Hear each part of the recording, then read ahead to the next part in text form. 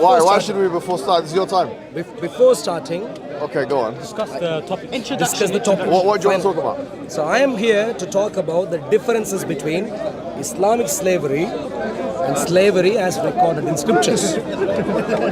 Theologically, the Bible rejects slavery, and therefore those who read the Bible The Old Testament and New Testament, yeah? both Okay. reject slavery. Okay, that's going to be quite easy then. Those who read the Bible could No problem. very I strongly understand the topic. reject the Bible. I understand the topic. Reject slavery. I understand the topic. In contrast, in regards to Islam, Right, can we get your time started then? Because we understand the topic. what's the topic? The topic is slavery, right? And the biblical / Quranic view of it, right? Yeah. Right, get started. Quranic view. 4 minutes, get Do started. you agree with Islamic slavery? No, I'm happy with the topic, yes. But do you agree? No, give him 4 minutes. No, don't ask me questions. You want to start? You got your 4 minutes start. No, don't ask me questions. No. No. The The topic is fine. What is the topic? The topic is slavery in the Bible and the Quran. That's not a topic. Proposition. Yes, it is a What topic. is the proposition? That's what you said. I'm happy with The it. proposition. Are you happy with that? The proposition. Yeah. Islam Yeah. continues to have slavery. Okay, no problem. Underpinning its Fine. theology. Okay, I disagree with it. If you're talking about Good. human to human slavery, not God to human, right? Is that what you mean?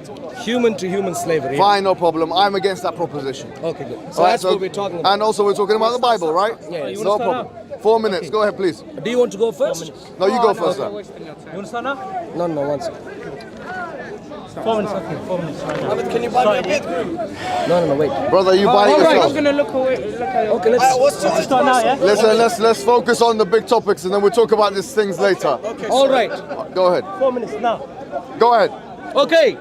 Islam approves of Islamic slavery, and therefore even until today there is no theological basis to reject slavery according to Islam. Why does Islam propagate slavery? Point number one, Muhammad himself and the wider religion has a derogatory view on a few different people groups. Number one, black people. Number two, unbelievers. And especially women. A very derogatory view. And this resulted in harsh dealing by people, including Muhammad himself, of slaves. Harsh punishments, harsh dealing with slaves. Slaves were tortured, sex torture for female slaves. Slaves had no rights, and slaves had perpetual slavery, no legal rights, no civil rights. They were treated as merchandise and so on. According to Islam, there was no intention to manumit, i.e. to abolish slavery. Muhammad himself allowed Islamic slavery to be propagated until perpetuity. So Islam is a very bad model for today, because according to Islam, Islamic slavery is still a valid model to be practiced and will be practiced even till the end of times. In contrast, when we come to the Bible considers every human being to be similar. When we compare the Bible, Jesus Christ, with Muhammad, we see someone who is well fitting into the 21st century model, where we hate racism, where we hate slavery. So Jesus Christ is the only person that needs to be followed in terms of our modern views of slavery, abolishing of slavery, and our modern views on the fact of human beings being similar. Muhammad is not a good example for people of today, and therefore Muhammad ought to be rejected. So in particular, I'd like to ask the question to Muhammad, who is here. Muhammad, the so-called Islamic prophet, approves of having sex with captive women at will by Muslims. Do you think that's a very good model for today to practice? When Muslims go to capture non-Muslims, do you think Muslims should have the ability and the permission from Muhammad and the Islamic Allah to have sex with captive women at all times, anytime they want to. And do you agree with that principle? Do you think that upholds human values properly? 30 seconds. Okay, go on. Okay. You got 30 seconds. You got 30 seconds. No, that's He's very fine. Go on. confident. He's very confident. Thank you for joining the Sunday sparring sessions with subpar opponents like this man here, who clearly is not articulate enough and hasn't used enough evidences from the Quran or Sunnah. In fact, if I recall, he hasn't used any evidence at all. He had papers in his hand, but he didn't even quote a single verse from the Quran or a single hadith. Unfortunately today, what I will be doing is the opposite of that without the papers in my hand. So the Quran states something which refutes almost everything he states, which is in chapter 90 of the Quran, where it says, وَمَا أَدَرَاكَ مَا الْعَقَبَةُ فَكُّ رَقَبَةٍ. What would make you know what the good way is? Freeing slaves is the good way. So the idea that the manumission of slaves or the emancipatory discourse was that which is not mentioned in the Quran, but in fact the opposite of is mentioned, is something directly refuted in the Quranic discourse. Now this verse, وَمَا أَدَرَاكَ مَا الْعَقَبَةُ فَكُّ رَقَبَةٍ, is not an abrogated verse. And I would like to know how my friend here has an answer for this verse. But not only this, we find in the Quran, in chapter 9, when Allah subhanahu wa ta'ala, He mentions the categories of zakat, which is, as you know, one of the 5 pillars of Islam. There are 5 pillars of Islam. I can teach you the basics in some other time. One of them is zakat, the charity. And so one of the categories of charity is wafir riqab, and freeing slaves. So here you have 2 things. You have an emancipatory discourse in chapter 90, Surah Al-Balad, and then you have the Quran saying one of the obligations, which is zakat, you have to spend the money to emancipate slaves. And then we have all of these ahadith of the Prophet Muhammad telling us of the virtue of freeing slaves. Now, this already has refuted almost everything that he has said. Let's move to the Bible now for a nice discussion about Numbers chapter number 31, verse number 18, which of course is going to be a difficult verse for my honorable friend, and of course I use the term loosely here, to explain where Moses is told to go into the town, and he is take the young girls for yourself. Now what young girls is he talking about here? When you look at the Babylonian Talmud, which is actually exegetes this particular verse, is talking about prepubescent girls. So Moses is being instructed to take prepubescent girls for yourself as captives. Now the idea is this: I want to know of a single verse of the Quran or a single hadith where prepubescent girls are told to be taken as captives in this manner. In fact, not only this, but if they believe that Jesus is God, because he is part of the Trinity, and therefore he's actually the author of the Old Testament as well, isn't he? Because he's God and he's inseparable from the rest of the Trinity, right? So of course, you have a double problem here. Jesus Christ, therefore, is the one that is commanding Moses to go and take captives, which are girls, for himself in chapter 31, verse 18 of Numbers. So this refutes the secondary claim that he had, that Jesus was completely disassociated from these slaves. So you have 2 things here. You have a complete refutation of the fact that there's not an emancipatory discourse, which there is, and then you have a charge which I'm putting forward to this subpar opponent who will have no tools of being able to answer this question, that number 1 was Moses being commanded to take slaves, but also that Jesus commanded this as well. Your turn, your turn. All right.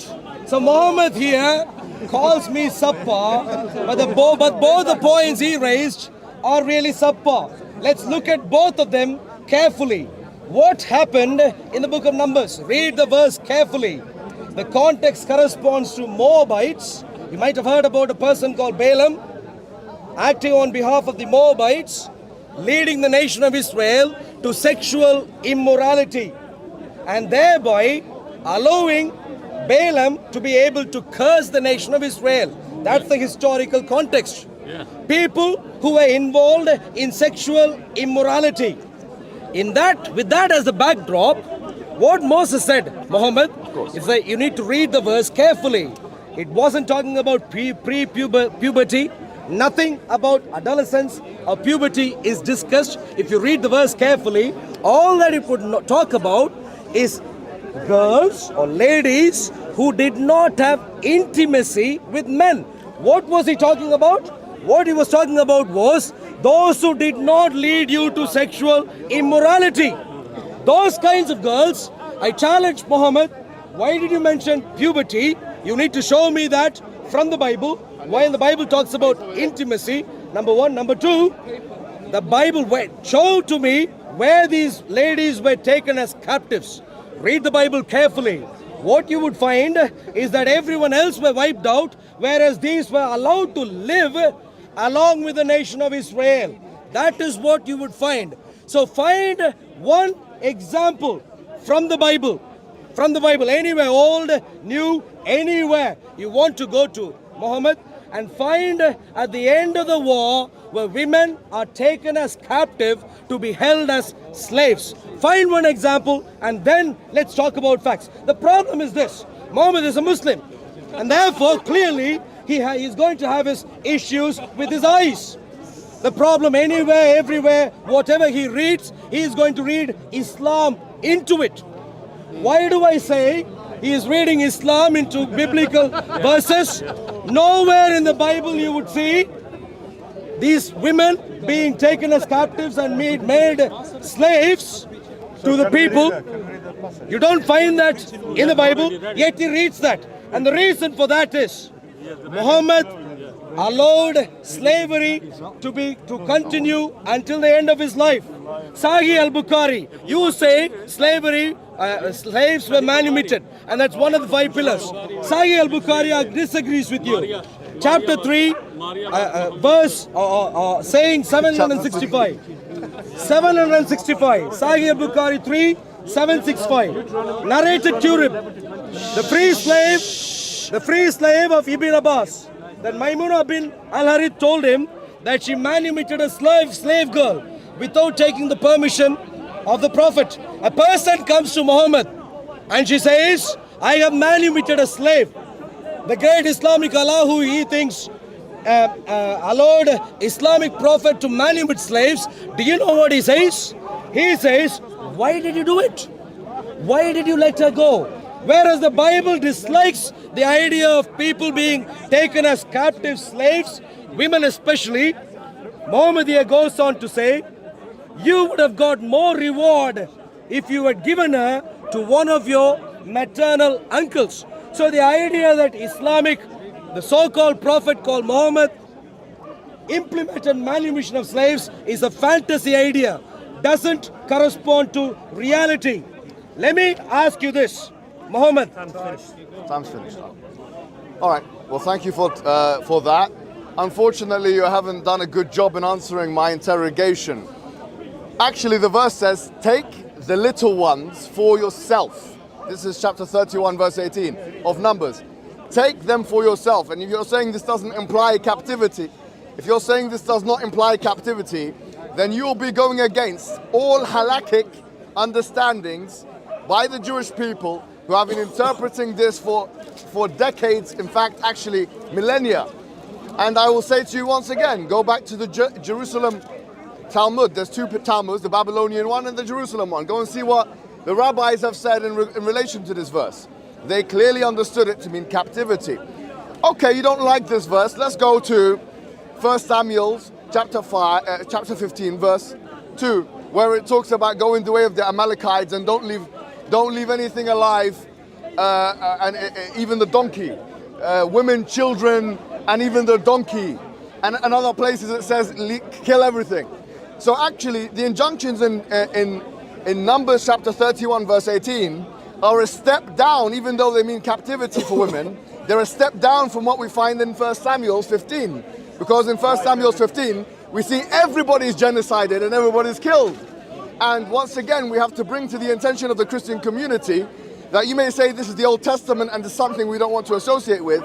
But if you believe that Jesus is inseparable from the Trinity, then you believe that he was the author of the Old Testament, which means that at least at one point in time, he must have ordered Moses to do those genocides and kill those children and kill those animals.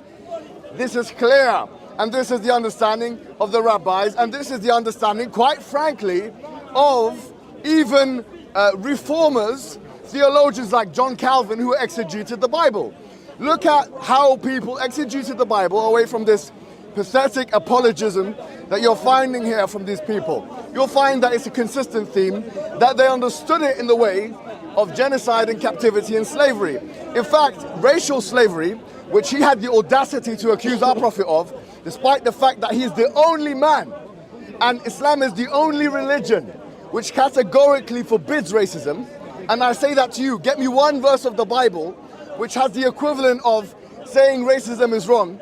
I can get you a hadith straight away. La fadla li Arabiyyin ala ajami. That there's no virtue over an Arab over a non-Arab, or a black man over a white man, and that the best of you are those most in virtue.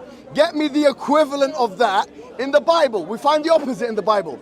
Genesis chapter 9, verse number 22, we find the curse of Ham. Noah had 3 sons, and the biblical exegete said the curse of Ham was that he was cursed with black skin, curly hair, and slavery.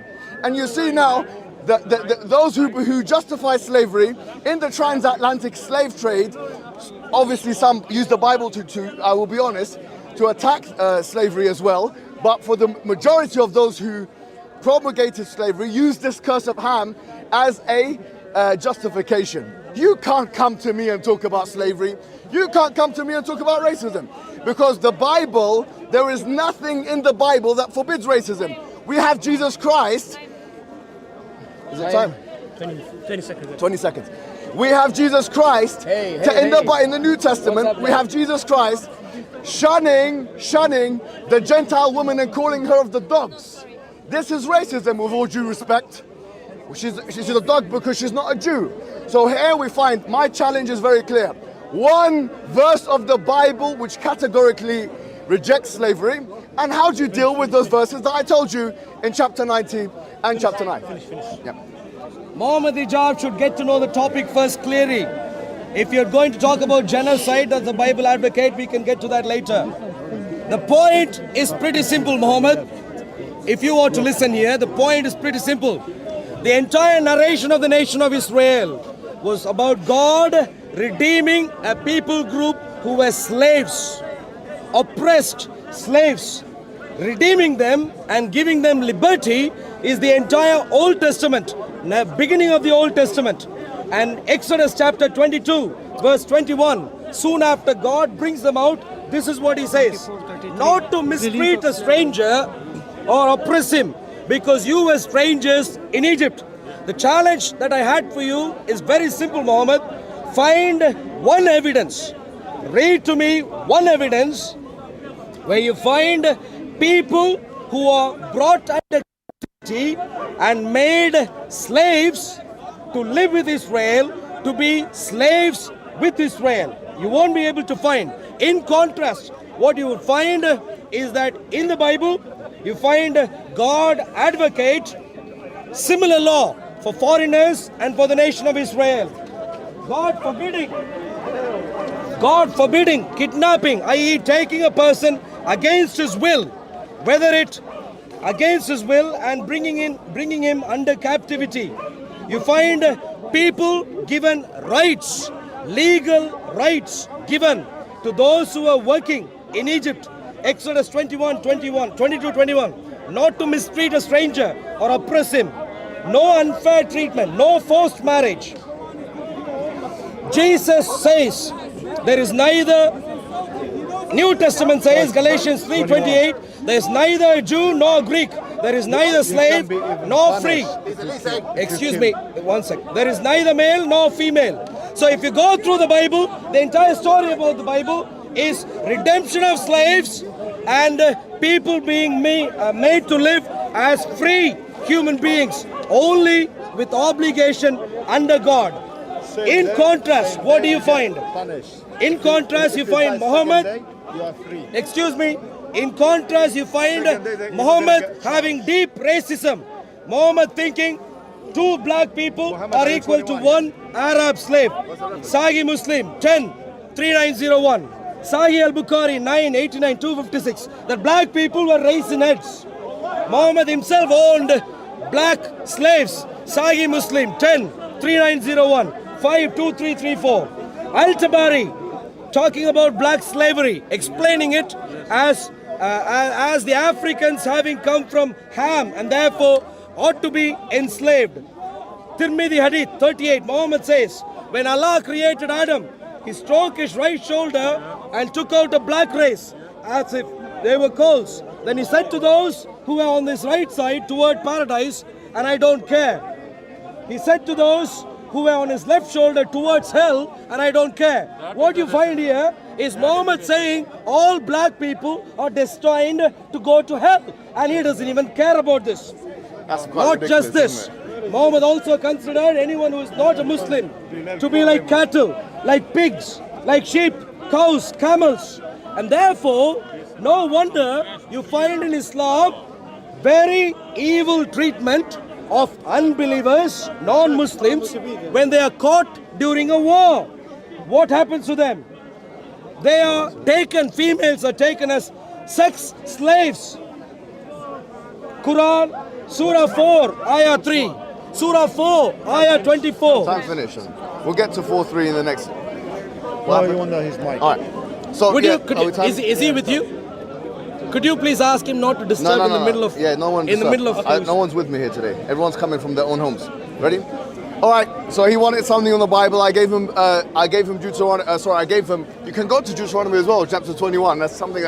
Or you can also go to Numbers 31:18, and you can go to 1 Samuel's. And the reason why I was mentioning genocide was because if the Bible, the biblical commandment, was to kill the people, enslaving them is one notch below that. So it doesn't make sense to talk about morality when you're talking about going into an entire village of Amalekites and destroying and killing the entire population, not leaving even the animals to be alive.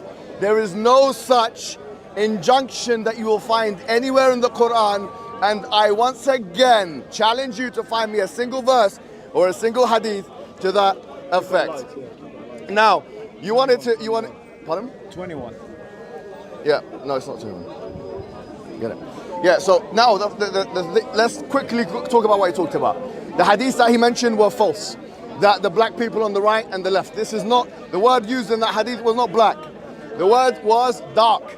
And this is in the Quran, wujuhum muswadda, that they will have darkened faces.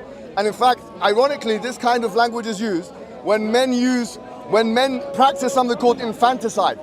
When they kill daughters that are girls, that their faces will be darkened and so on, and there's a reprimand in the Quran for that. It doesn't mean that it's talking about the race. And he talks about two black people being the thing for one. How is that the case? When Bilal ibn Rabah was bought by Abu Bakr as-Siddiq for a high price, very, very high price, and then when he was told afterwards, he said, I would have paid even more for him. So this is nonsense what you're talking about. Bilal ibn Rabah, which everyone knows who he is, married Hala bint Auf, who was an Arab, and he became the mu'adhin of the higher echelons of that particular Islamic society. There was no mention of his race in the derogatory way whatsoever. In fact, we have a narration where Bilal was actually abused by Abu Dharr al-Ghifari because he said to him that you're the son of a black woman. The Prophet got angry and he responded by saying, what have you said, and reprimanded him and told him not to say such a thing. So all of what you're doing is distorting and completely decontextualizing that which is correct. You haven't actually had any response for that which I've mentioned, which is that Jesus Christ, who is meant to be inseparable from the body of the Trinity, he is inseparable from the Trinity. He is the one who commanded to genocide and to enslave. You'll find in Numbers 31:18, you'll find in Deuteronomy chapter 21:10, you'll find in First Samuel chapter 15 verse 2, and this, look, you find here, whoever strikes his male or female servant, this is Exodus chapter 21 verse 20, whoever strikes his male or female servant with a staff, and if they have died by his hands, he shall be guilty of a crime. But if he survives for 1 day or 2, he shall not be subject to punishment, because it is his money. You see, if he beats him so badly, that he doesn't survive, he doesn't get any crime because it is his money. This is the heart of objectification, of commodification, of all the things that you're accusing Islam of. You have no answer, my friend, to the emancipatory discourse that we find in Surah Al-Balad chapter number 90, and the fact that freeing slaves was something which is in the zakat, obligatory. Also, you'll find in chapter number 24, verse 33, that it's mentioned mukataba. And mukataba is the idea of somebody comes who is enslaved, and according to one opinion, according to Tafsir al-Qurtubi, that they have to be freed. If they say we don't want to, we want to ransom ourselves, they're enslaved. So in other words, the so-called master, you have to be freed. So that's another thing you can bring. Time. Go ahead. All right, Muhammad is repeating his same erroneous points again. Who is Muhammad Hijab? Let's ask that simple question. His own scholar, Islamic scholar, says Muhammad Hijab is an infidel. Why do I say this? Because his own Islamic scholar, Sheikh Saleh Al-Fawzan, says slavery is part of Islam. Slavery is part of Islam. Slavery is part of jihad, and jihad will remain as long as there is Islam. So slavery is part of Islam, slavery is part of jihad, and jihad will remain as long as there is Islam. And he goes on to say, they are ignorant people like Muhammad Hijab here, who think slavery, Islamic slavery, has been abolished, are ignorant. They are not scholars. He said of people who express such opinions, they are merely writers. Whoever says such things is an infidel.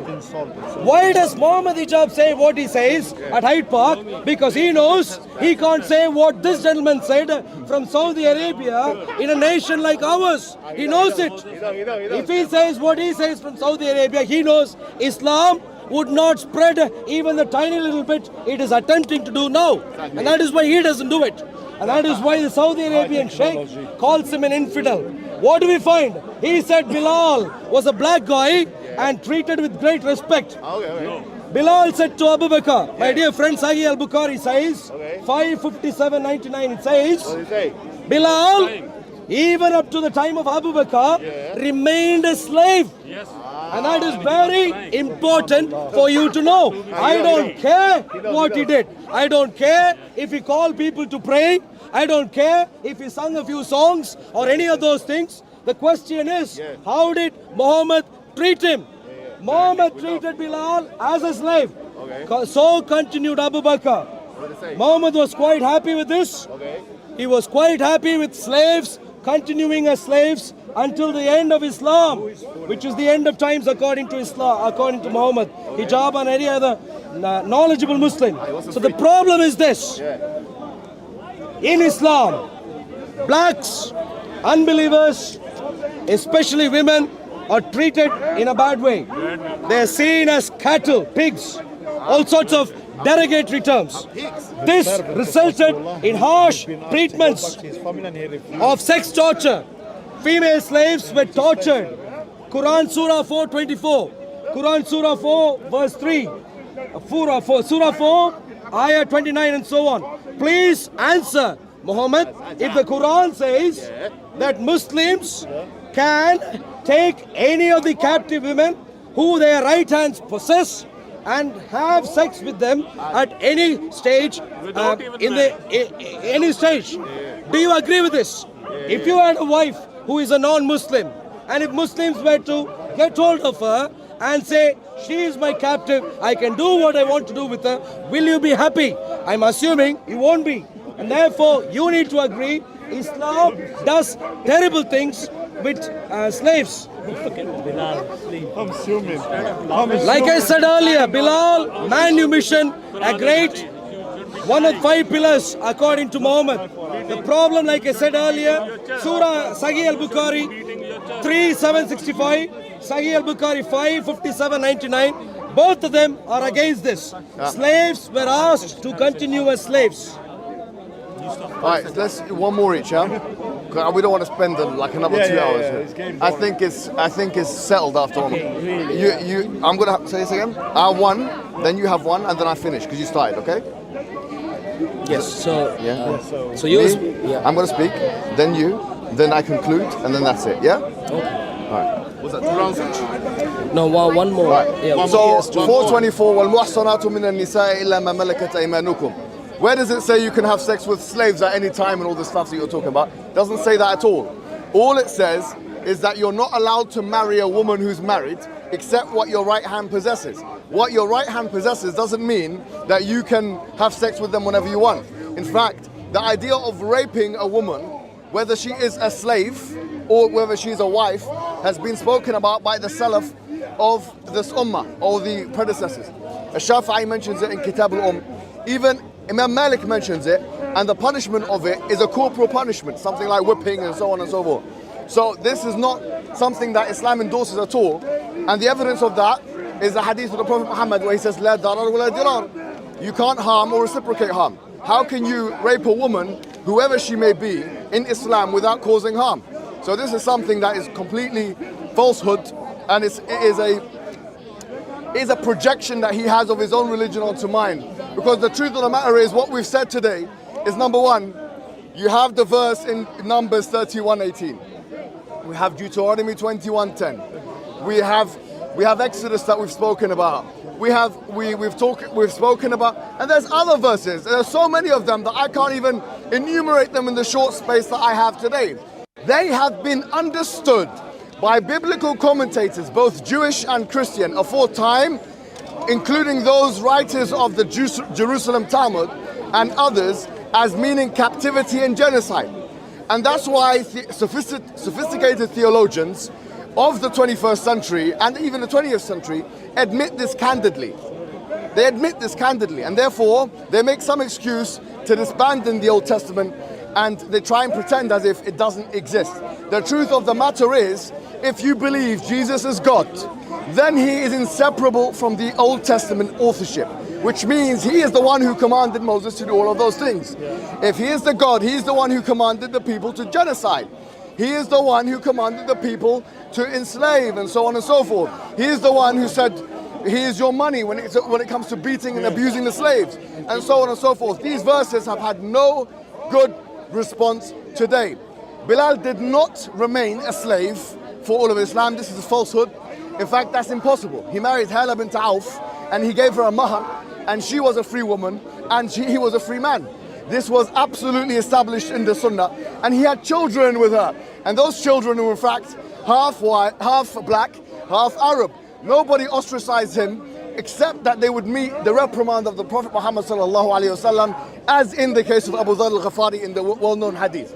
So therefore, this notion that Islam is a racist religion is something you cannot substantiate. Moreover, it's something you will not be able to find in the Bible a single verse which has condemnatory tone or an explicit remark relating to racism being a bad thing. So what have we established today? Number one, the Quran has an emancipatory discourse, as mentioned in chapter 90, and as mentioned in Surah At-Tawbah, and as mentioned in chapter 24, verse 33. We have mentioned that there are opinions of the Salaf that say that a slave can literally force themselves out of slavery through ransom. It's called mukataba. فَكَاتِبُوهُمْ إِنْ عَلِمْتُمْ فِيهِمْ خَيْرًا. That give them mukataba, ransom, if they know good, if you know good in them. And according to Al-Qurtubi, that some Salaf said this is by way of wujub, which means it's obligatory, even if the slave master didn't want it. Which is, if this opinion is respected, as good as abolition. This is as good as abolition. If this opinion is not respected, then it's not. He talked about Shaykh Salah al-Fawzan. I'll mention that in the conclusion. Yeah, start. Okay, all Muslims have a very important question to ask today. On the one hand, you have the Bible. A claim is made that Islam and the Bible, New Testament and the Old Testament are Abrahamic in origin. But what we find are clear differences. In the Bible, we don't talk about racism. We don't talk about abolishing of slavery in the way that he wants them to be spoken of, because the Bible never had slavery like what Islam ever had.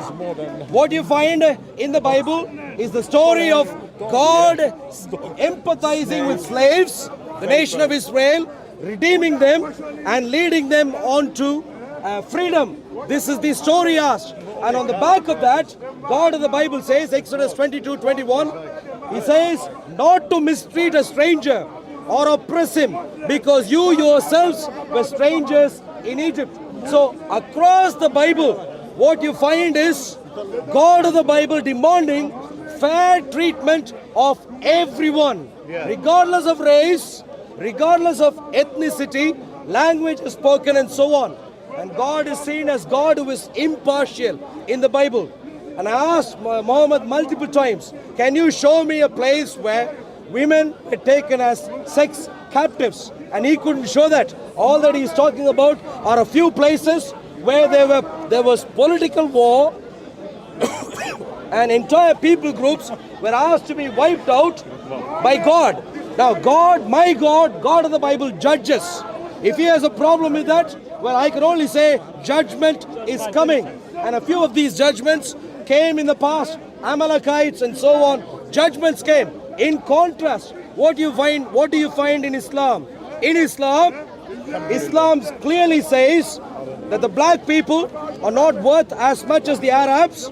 One Arab guy is worth two black guys.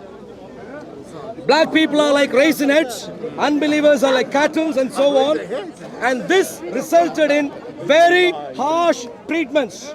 Sex torture of female slaves, you find in various portions of the Hadith and Quran, 4:3, 4:24, Surah Al-Kubra, 2:227 and so on.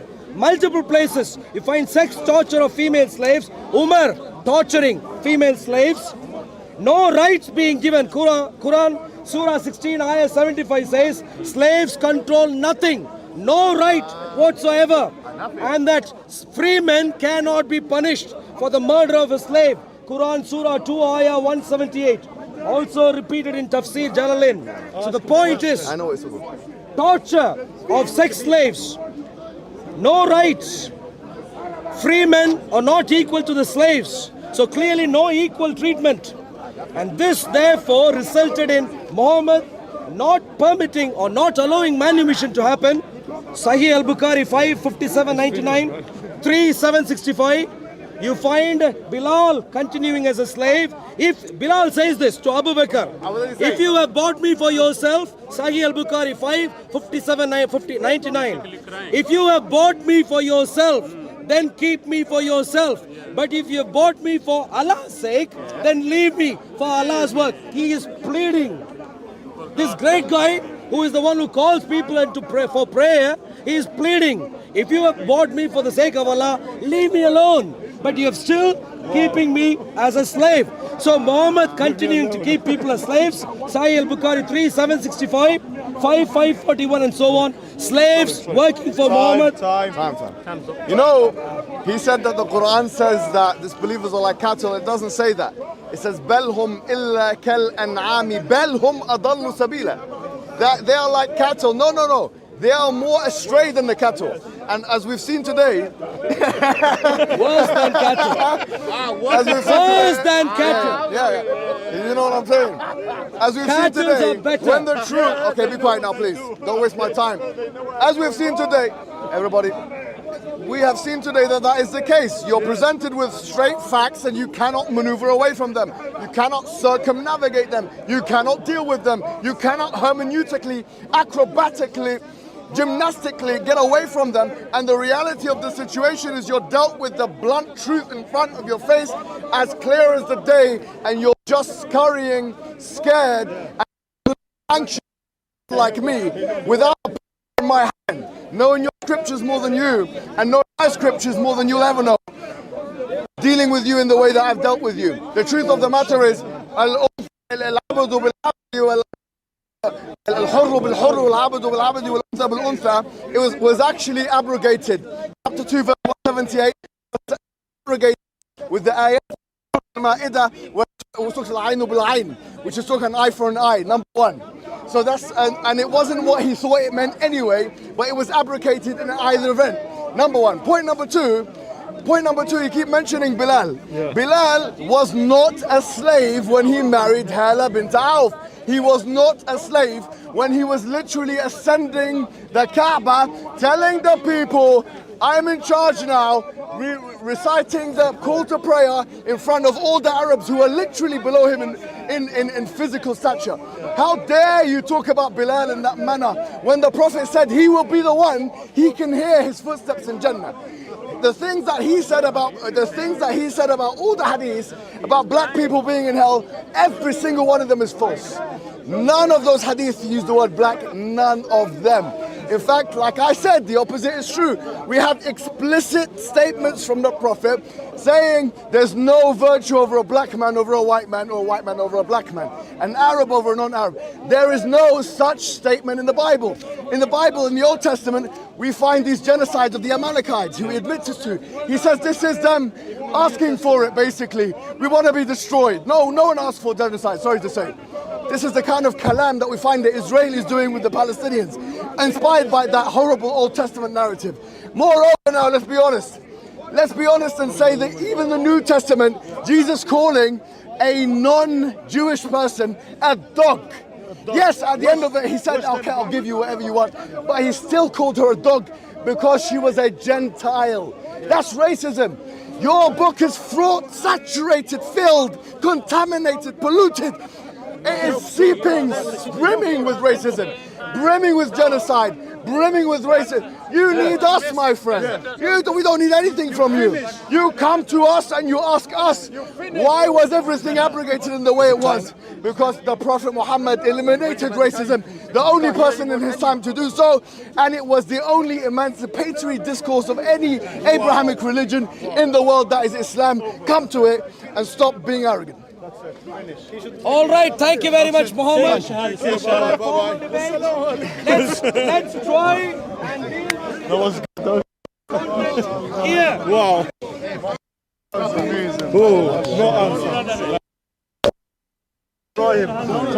Please. That's it. All the Muslims who would like to challenge that further, please come over here. Do your homework first. Please come over here. Go do your homework Please first. come over here. Hijab, mashallah, very good, man. How are you, man? You finished here, man. Good.